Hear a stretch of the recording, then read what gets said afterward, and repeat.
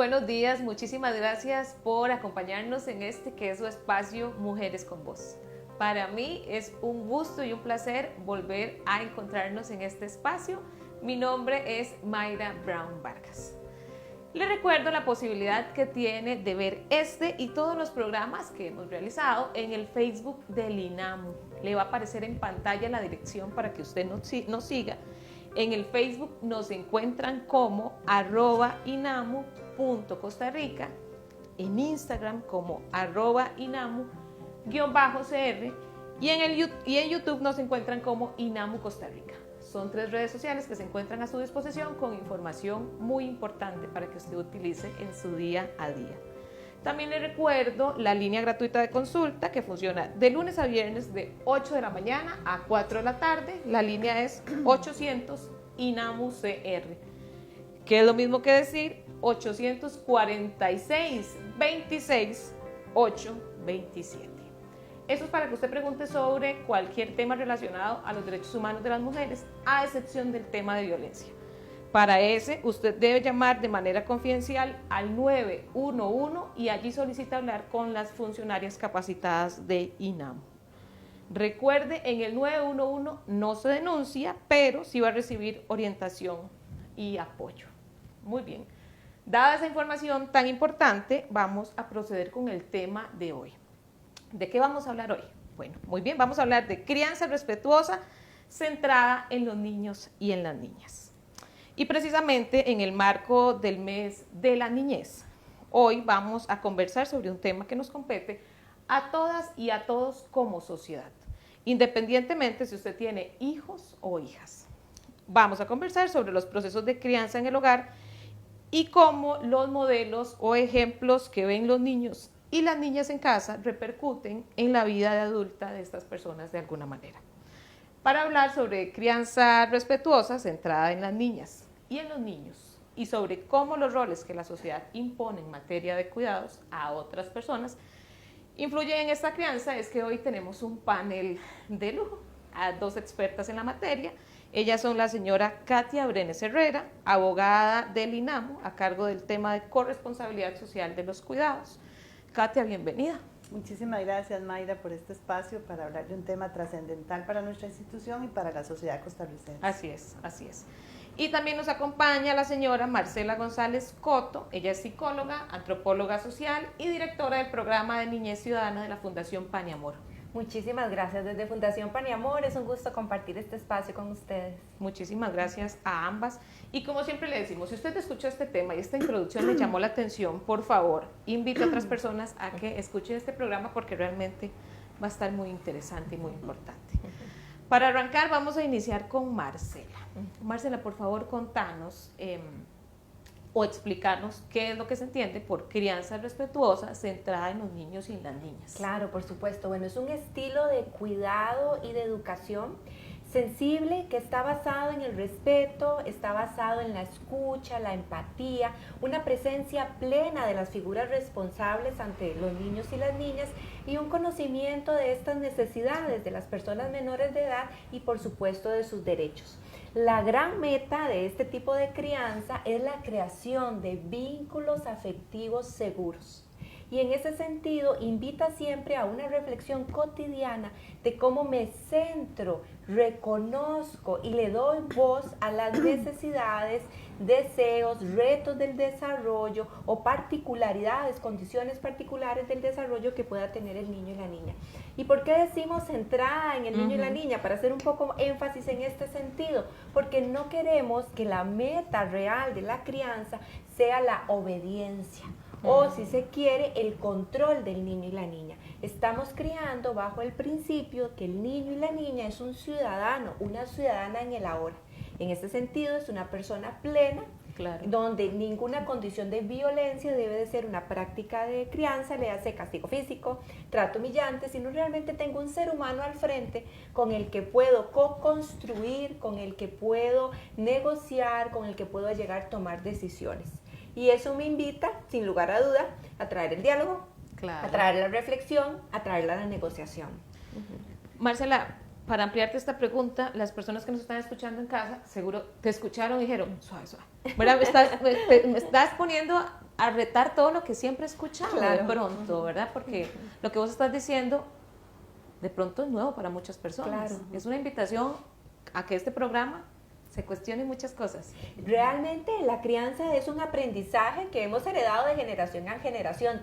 Por tanto, digamos, el castigo físico o el trato humillante se han considerado realmente métodos de crianza y no se han visualizado como lo que son, violencia. Nosotros hemos sido y nosotras hemos sido criados bajo estructuras de mucho control, de muchísimo poder, de mucha verticalidad, en ausencia total de la voz del niño, de la niña o de la persona adolescente. Recuérdense en esto lo que se decía, en casa se hace lo que yo digo y punto. Y punto. Y ese y punto, echar negociación, Sí. de verdad, no había ninguna otra opción. Realmente la crianza nos mueve mucho como personas adultas, nos genera un choque cultural porque realmente es revisar muchos de los mitos, creencias, pero sobre todo es un nuevo posicionamiento. Y esto es fundamental, crianza es realmente un elemento básico en la prevención de la violencia. Criar implica humanizarnos también en el tema, acercarnos en el tema y sobre todo reconocer que acompaño a otro ser humano a crecer. Y yo crezco al acompañar a este otro ser humano. En la crianza nos transformamos todas y todos, porque Así es. realmente es un proceso de mucha movilización, siempre personal y emocional. Así Así es. es. Muchas gracias. Katia, ¿cómo influyen los roles de género en la crianza? Bueno, es fundamental. El espacio familiar es el espacio de socialización por excelencia.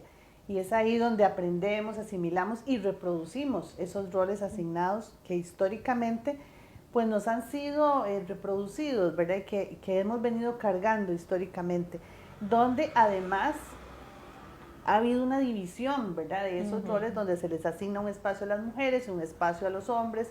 Hay normas de comportamiento, se nos dice cómo debemos ser, cómo debemos estar, cómo debemos comportarnos, y eso influye definitivamente en cómo nos manejamos en la sociedad, cómo nos comportamos, ¿verdad? Y cómo vamos también a reproducir en el futuro esos comportamientos en nuestra vida diaria y cómo vamos también y cómo hacemos también esa crianza desde el espacio de socialización más importante que es la familia o el espacio familiar.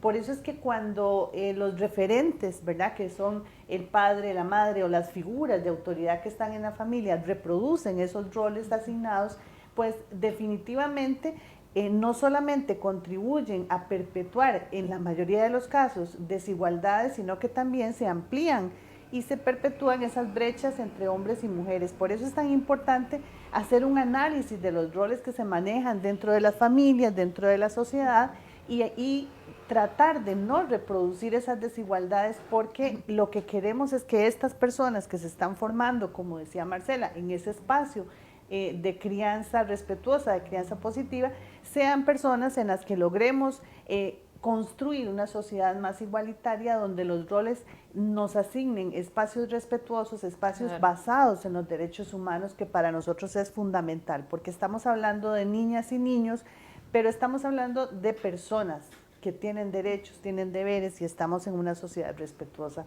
de esos deberes y derechos. Así es. Precisamente para cuestionarnos un poco, vamos a hablar de los mitos y los estereotipos de la crianza que se ven reflejados en algunas frases que son tan comunes, que esa es la invitación del día de hoy. Vamos a irlas, ¿verdad?, leyendo, y me gustaría que cuando ustedes así lo tengan a bien, puedan incorporar un poco más a la frase. Dice, las mamás lo saben todo, por eso son mamás. Nos reímos porque la hemos escuchado muchísimas veces. Claro. Y lo que la frase está cargada es que como las mamás lo saben todo, decías ahora, ¿verdad? Sí. Y hay una imposición social sobre ella. No solo Absolutamente. debe de saberlo todo, porque es mujer y por tanto ella es mamá, sino que además debe de hacerlo sin red de apoyo. La madre que pregunta o que pide soporte es porque no sabe, y si no sabe, esto es mal visto. Realmente cuidar es, si bien un elemento fundamental, es un valor humano, porque en él basamos nuestra propia sobrevivencia, el cuidado no está implicado en las mujeres. Hombres y mujeres podemos cuidar, pero la competencia parental relacionada al cuidado debe de desarrollarse. Y es desde ahí como venimos reafirmando que necesito un modelaje y quebrar esas ideas que decían las mujeres son las que cuidan, los hombres son los que proveen. Las mujeres son las sensibles y las amorosas y los hombres no pueden desarrollar, no saben gestionar sus emociones. Así es. Y precisamente con este ejemplo que nos dice Marcela viene la segunda frase. Los hombres no sirven para cuidar y menos para cambiar pañales. Ellos solo sirven para dar la plata y comprar lo que se ocupa. Así es. Es un ejemplo de la frase. Y es lo que hablábamos hace un rato, o sea, es el tema de esa división sexual del trabajo, de los roles y de la asignación de tareas dentro de los espacios, no solamente dentro del espacio familiar, ¿verdad?, sino dentro del espacio público, que ha determinado actividades, hasta sentimientos para hombres y para mujeres de forma diferenciada. Eso ha hecho dos cosas fundamentales. Ha castrado en muchísimas ocasiones a los hombres de expresar y de manifestarse, como en este caso, como paternidades más proactivas, más positivas, más afectuosas, y también a las mujeres nos ha cargado, ¿verdad?, de esa responsabilidad aumentada, no solamente de la maternidad perfecta, sino que también debemos ser, en muchos casos, profesionales exitosas, debemos ser amas de casa estrictamente ordenadas, buenas, ¿verdad?, que todo tiene que estar bien. Ese es el concepto de la superwoman, ¿verdad?, que no existe. Claro. En realidad lo que ha habido es una mala distribución de las responsabilidades y de las tareas, que ha sobrecargado roles en ambos lados, pero que definitivamente tenemos que deconstruir. Es un proceso de deconstrucción, porque lo que queremos es una sociedad igualitaria. Y con ese tipo de acciones te das cuenta, con esas frases, es que la palabra tiene mucha influencia y los roles generan muchísima incidencia cuando se transmiten en la palabra, ¿verdad? Y en el espacio privado es donde socializamos exactamente esos roles, donde vemos esos ejemplos y los transmitimos.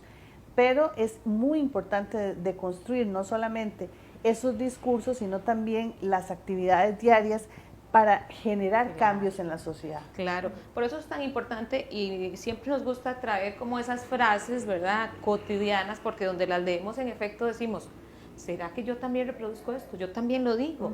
Tenemos esta frase, la de los besos y caricias es mamá y el papá solo debe demostrar autoridad. Está esta que otra que dice, ese papá sí es bueno, ayuda a cuidar al bebé y hasta lo baña o cambia el pañal, como si fuera, ¿verdad?, el superhombre.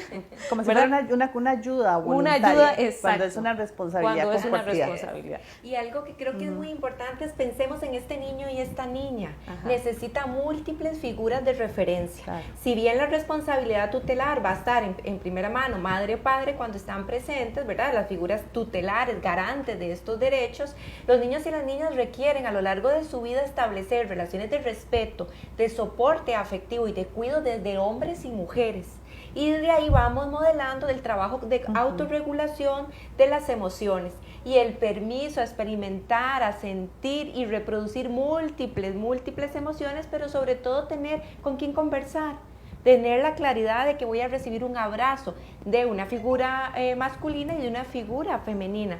Los niños y las niñas requieren crecer en una red realmente familiar, comunitaria, en una sociedad que los acoja y que los reconozca como personas plenas. Y en ese sentido capaces, como decíamos anteriormente, de establecer diálogo, de establecer saberes múltiples, de establecer negociaciones. Entonces desde ahí es un mito, ¿verdad?, posicionar que el único vínculo o el necesario para el niño o la niña es su madre, ¿verdad? Necesitamos un soporte colectivo. La crianza y la educación es una misión social y también, por supuesto, gubernamental cuando las familias no saben o no pueden entrar a ejercerlo de la manera responsable. Claro. Marcela, yo quería hacerte esa pregunta ahora que lo mencionaste. Si alguien nos ve y se cuestiona, ¿por qué es social? ¿Verdad? Y lo decíamos al inicio. ¿A usted le interesa este tema aunque usted no tenga hijos o hijas? Alguien que no tenga diría, ¿cuál es mi rol aquí? Me gustaría que lo ampliáramos ahora que los mencionaste. Claro, bueno, la sociedad en su conjunto es responsable de velar por los derechos de los niños y de las niñas, independientemente si hay un rango, un vínculo sanguíneo o no. Por ejemplo, si yo, estoy en una situación y estoy presenciando una situación de violencia contra un niño o una niña, como ciudadano y responsable, ¿verdad?, yo tengo derecho, digamos, de poder denunciar o también intervenir de la manera correcta y adecuada ante esta situación. Vamos a ver, se dice que lo que suceda con un niño o una niña no es solo lo que está, le impacta no solo lo que está en su núcleo. Abrimos la puerta, estamos en el barrio. Caminamos un poquito más, dejamos el barrio. Tomamos el bus, estamos en la comunidad. De pronto estamos en la escuela. De pronto el niño y la niña está siendo permeado, está observando, está recibiendo todo lo que sucede en su alrededor. Y nosotros como personas adultas somos responsables de que aquello que observe, de aquello que le estimulemos, de aquello que le regalemos día con día, sea reconociéndole lo que es un ser humano valioso, importantísimo, ¿verdad? Imprescindible para nuestro país. Las sociedades que colocan en el centro a estos niños y a estas niñas son sociedades que tienen condiciones realmente mucho más cercanas con comunidades democráticas, donde la igualdad y la equidad es realmente coherente en el día a día, no solo en el discurso, sino en la práctica, ¿verdad? En las costumbres, en las creencias que se están realmente colectivamente reproduciendo. De allí, Katia, la idea de cuestionarnos todos los efectos negativos que tienen los estereotipos, ¿verdad? Y de cambiarlo, como decías vos, de deconstruir y dejar de reproducirlos con esas frases. Totalmente. En aras de construir una sociedad más igualitaria, respetuosa de los derechos humanos de las personas, de todas las personas, porque estamos hablando de niñas y niños, pero no podemos perder de vista, ni debemos perder de vista que son personas con derechos y deberes, ¿verdad? Son sujetas de derecho.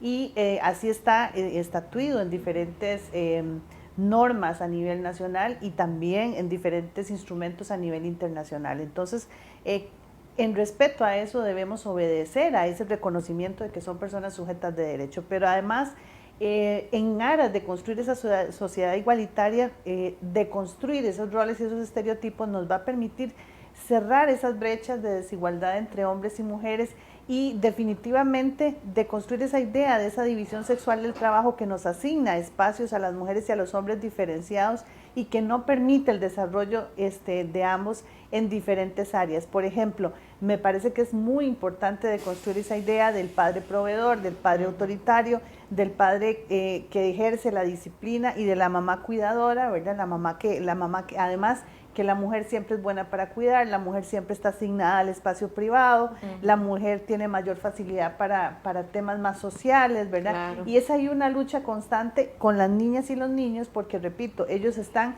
recibiendo y asimilando toda esa información en el espacio primero de socialización que es la familia y después van además a tomar decisiones sobre su vida basado en esa socialización que han recibido. Por eso es muy importante de construir esos roles, cambiar esos estereotipos, porque estamos construyendo nuevas generaciones y esperamos que sea una sociedad más igualitaria, respetuosa de los derechos humanos, pero además cerrar esas brechas de desigualdad y que tengamos la oportunidad y la posibilidad de desarrollarnos sin igualdad, hombres y mujeres, y que las niñas especialmente tengan la posibilidad de desarrollarse de forma igualitaria en todos los espacios que les sea posible y no solamente asignarle a un tipo de roles a las niñas y a las mujeres, porque eso no contribuye absolutamente en nada a formar esa sociedad más igualitaria ahora.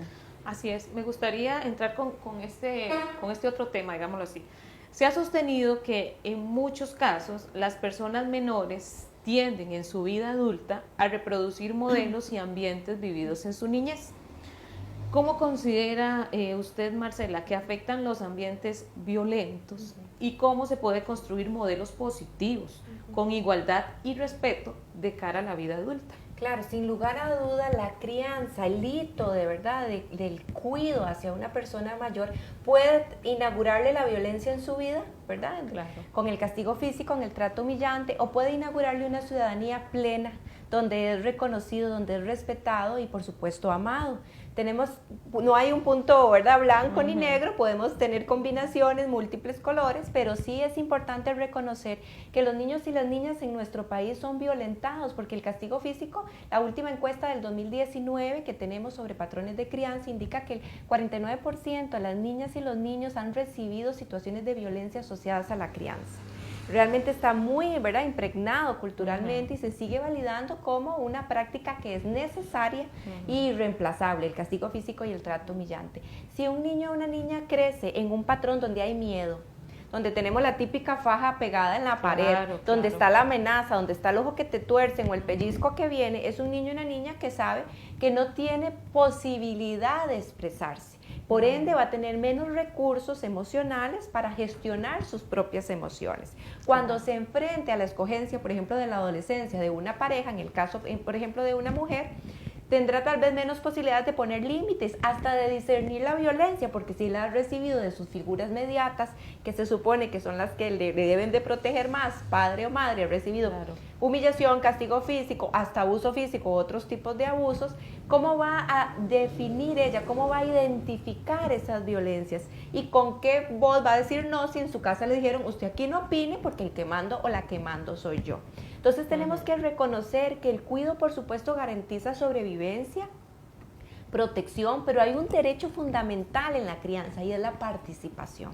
Los niños y las niñas, de acuerdo a su edad o de sus condiciones particulares, por supuesto necesitan límites claros, necesitan Claro. una figura de autoridad, pero no un autoritarismo.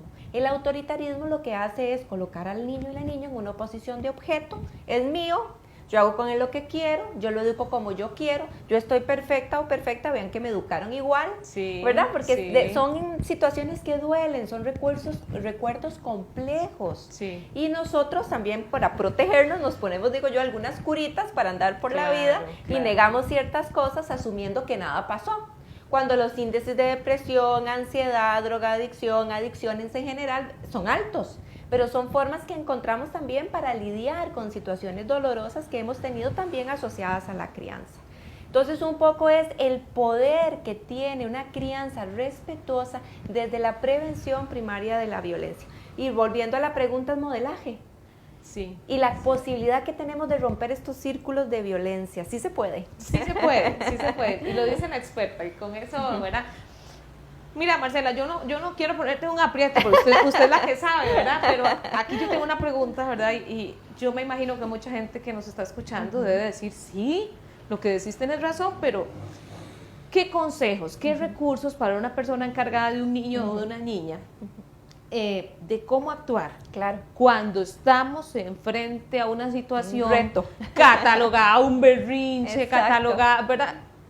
¿Qué se hace ahí? Porque claro, como vos decís, frente a, digamos, tal vez en una situación en casa donde todo está medianamente controlado, yo digo, sí, la participación, dijo las expertas en el programa, pero cuando estoy en una situación límite, ¿cómo ejerzo una crianza respetuosa? Claro, voy a meter ahí un comercial desde Claro. www.paniamor.org. Tenemos una caja de herramientas que se llama Crianza Respetuosa con múltiples herramientas prácticas y vamos a decir bien aterrizadas. Muy bien. Para responder un poco, nosotros utilizamos un enfoque que se llama presencia plena en la crianza. Y este enfoque me habla de 3 pasos. Ante una situación conflictiva, retadora, primero, yo como persona adulta me limpio de mis juicios o mis ideas preconcebidas. Por ejemplo, ¿qué niño más necio? Va otra vez. No se complace con nadie. Es una idea preconcebida, un juicio. Entonces voy, me acerco con curiosidad y le pregunto. No anticipo mi respuesta. ¿Qué estás sintiendo? ¿Qué estás necesitando? Y desde ahí me abro a aceptar lo que dice y lo que demanda y empiezo poco a poco a incluir la negociación. Ok, tenemos 3 opciones, yo doy las opciones. Dentro de estas 3 opciones, ¿qué escogemos? Y después un poco traer la compasión, desde crianza con presencia plena traemos la compasión hacia el niño y hacia mí misma. Claro. No puedo cuidar si no me cuido. No podemos ser madres o padres si nos borramos como personas. Tenemos que estar muy conectados con lo que sentimos, con nuestras propias necesidades. Porque para criar tengo que tener condiciones emocionales, tengo que autorregularme primero yo para luego poder poco a poco irle modelando al niño o a la niña que se autorregule. Si nos cuesta a nosotras, Es que con eso- décadas sí. de vida, Eso te iba a decir, y de le hecho. pedimos al de 2 o 3 años que ya negocie que la gestione sus emociones. Entonces es un poco a poco, ¿verdad? Claro, por supuesto, por supuesto.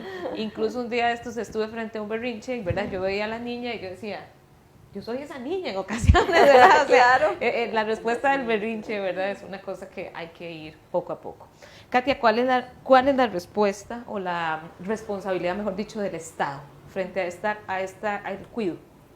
Bueno, en el tema del cuidado hay responsabilidades específicas del Estado y en el caso de nuestro país Como ya les dije, hay instrumentos a nivel internacional que han sido ratificados por el Estado costarricense, existe normativa legal a nivel interno, donde no solamente se debe velar y respetar por los derechos y los deberes de las niñas y los niños, sino también que el Estado asume la responsabilidad también de custodiar esos derechos de las personas menores de edad.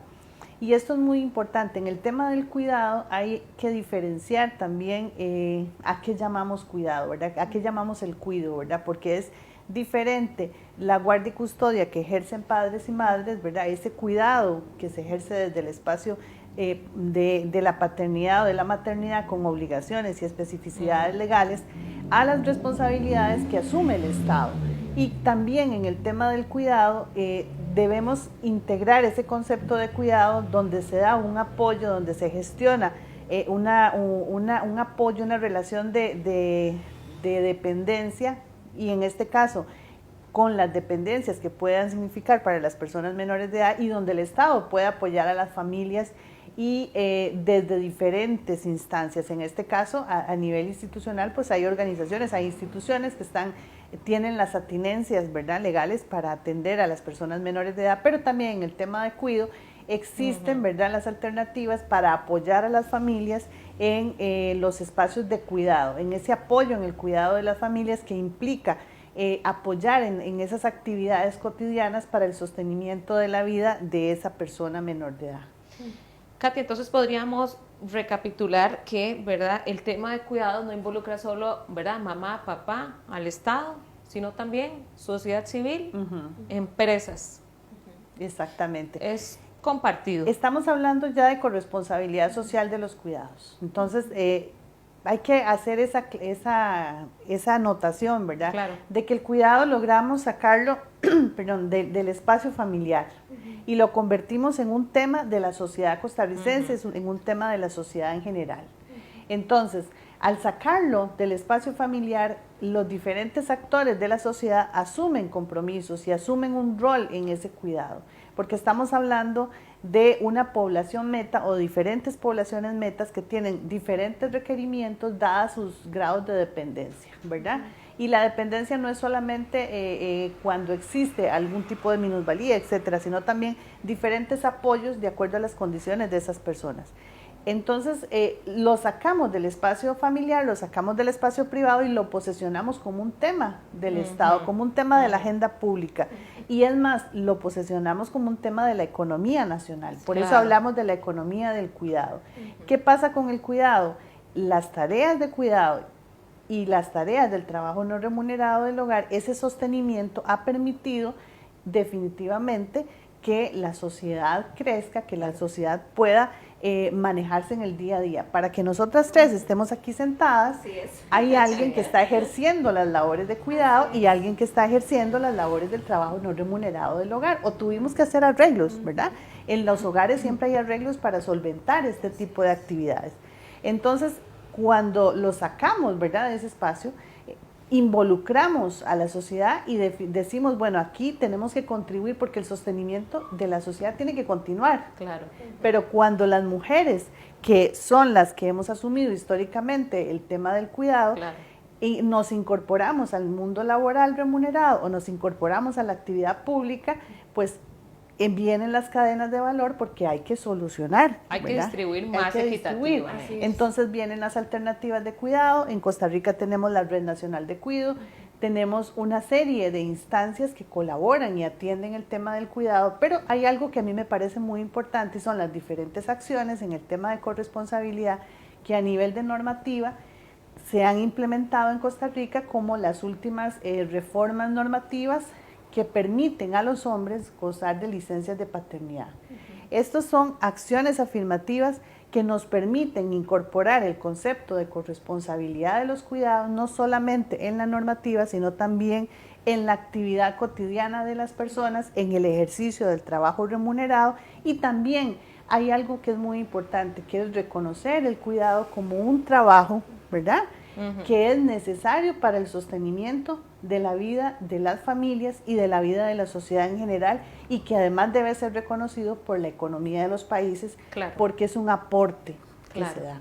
Desde este concepto de corresponsabilidad, el deber de todos los miembros de la familia al cuidado y a su distribución, yo quisiera preguntarles, ¿cómo se puede ejercer un modelo de crianza respetuosa con la participación de todas las figuras de referencia de los niños y las niñas en la familia? Y creo que este se convierte en un reto, porque si lo que estamos diciendo es, nos corresponde a todos y a todas, ¿cómo hacer que todos estemos en la misma línea de crianza? Claro.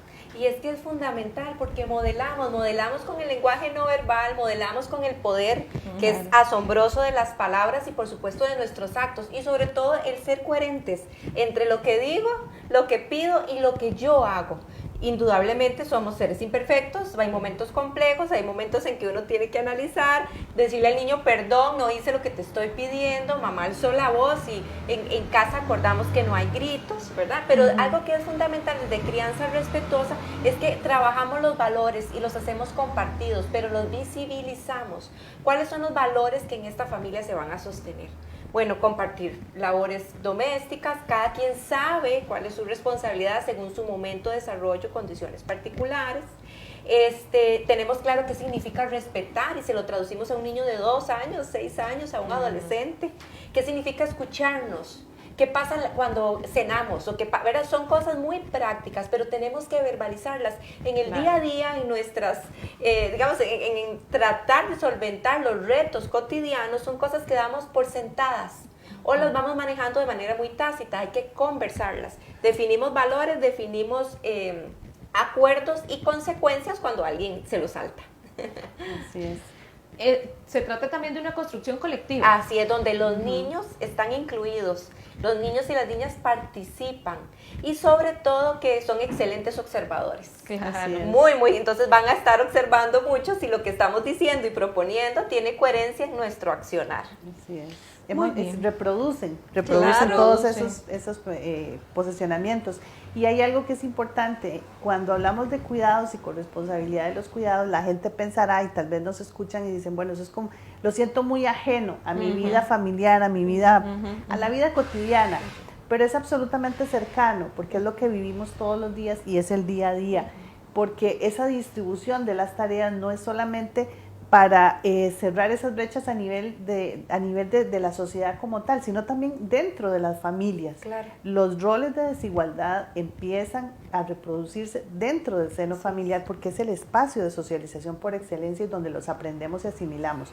¿Qué quiero decir con esto? Que todos los días podemos revisar las figuras esas de referencia, cómo las estamos manejando, cómo las estamos reproduciendo, pero además esa asignación de tareas.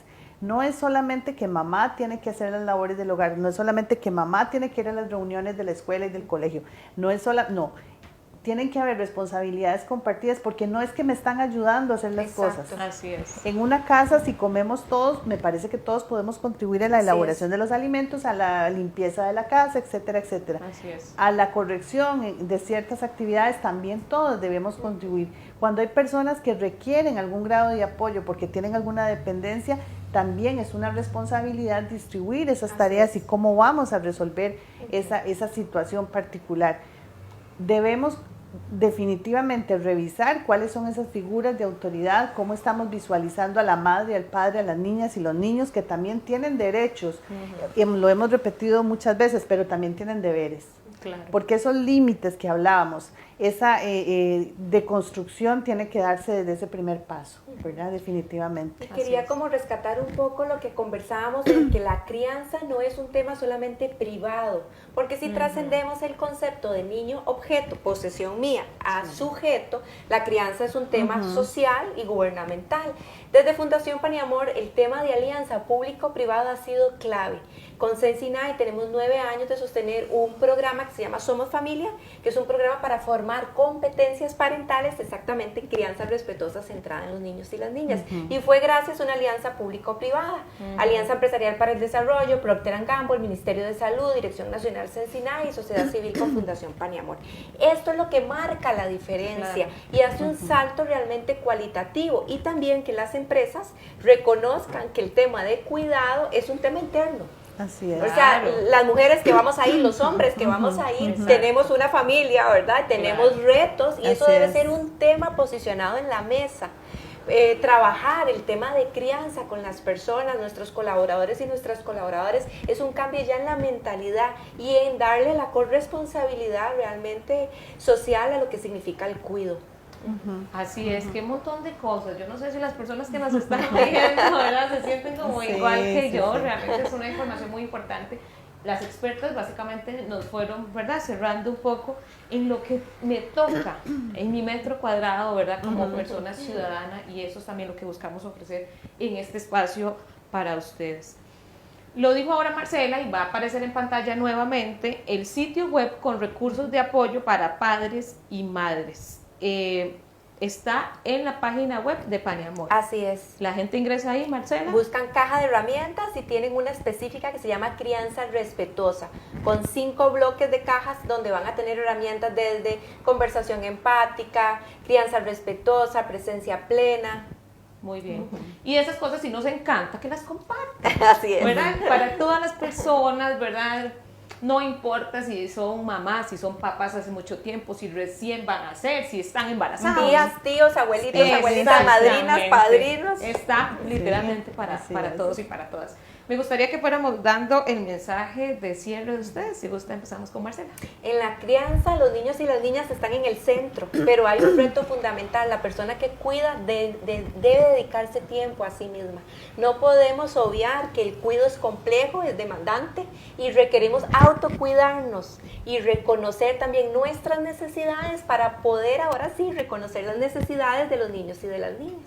Marcela, un gusto tenerla aquí. Igualmente. Muchas gracias. Gracias. Esperemos que vuelvas por aquí. Encantada. Muchas gracias. Katia. Sí, bueno, quisiera hacer mucho énfasis en que nosotros empujamos mucho el tema de corresponsabilidad de los cuidados, con esa visión de que el cuidado es una responsabilidad compartida entre todas las personas que forman parte del espacio familiar. En este caso y en el marco de este mes tan importante para la sociedad costarricense, estamos formando niñas y niños, estamos formando el futuro de la sociedad costarricense y de la sociedad en general. Y es importantísimo crear esos espacios seguros, esa crianza respetuosa, esos espacios no violentos, esos espacios donde los derechos de todas las personas sean visibilizados, sean respetados, pero además donde entendamos que lo que se requiere son paternidades, maternidades positivas, involucradas en el desarrollo de esas niñas y esos niños. Y en este caso también apoyamos todo tipo de acciones que vaya a involucrar a los hombres en esas paternidades proactivas, involucradas, no solamente en la vida de los niños y las niñas, sino de esas personas en todo su ciclo de vida. Y eso es muy importante. Y en el tema de corresponsabilidad y en el tema del cuidado, entender de que es un tema que trasciende el espacio familiar y se convierte en un tema social, en un tema económico, como ustedes lo decían muy bien, pero que tiene que ser definitivamente compartido y en donde todas y todos tenemos una responsabilidad en aras de una sociedad igualitaria, donde los roles y los estereotipos, donde nos lleven es a compartir posibilidades y oportunidades. Katia, un gusto también tenerla usted por aquí. Muchísimas gracias. Esperamos también tenerla por aquí. Katia es de la casa, así que... Pues nos tienen que invitar más. Así es, van a llegar las invitaciones, ahí quedaron anotadas para la jefa Ivania. Bueno, me gustaría que se quede con este concepto. Crianza respetuosa, centrada en niños y niñas. No se quede solo en el concepto, búsquelo y vaya a la aplicación como un estilo de vida y comparta esto, que de esto se trata este espacio. Muchísimas gracias por acompañarnos. Antes de irnos, les recuerdo las redes sociales. En YouTube nos encuentran como INAMU Costa Rica, Facebook @inamu.costarrica y el Instagram @inamu_cr. La línea gratuita de consulta 800 INAMU-CR, que es lo mismo que decir 846-26-827, de lunes a viernes de 8 de la mañana a 4 de la tarde.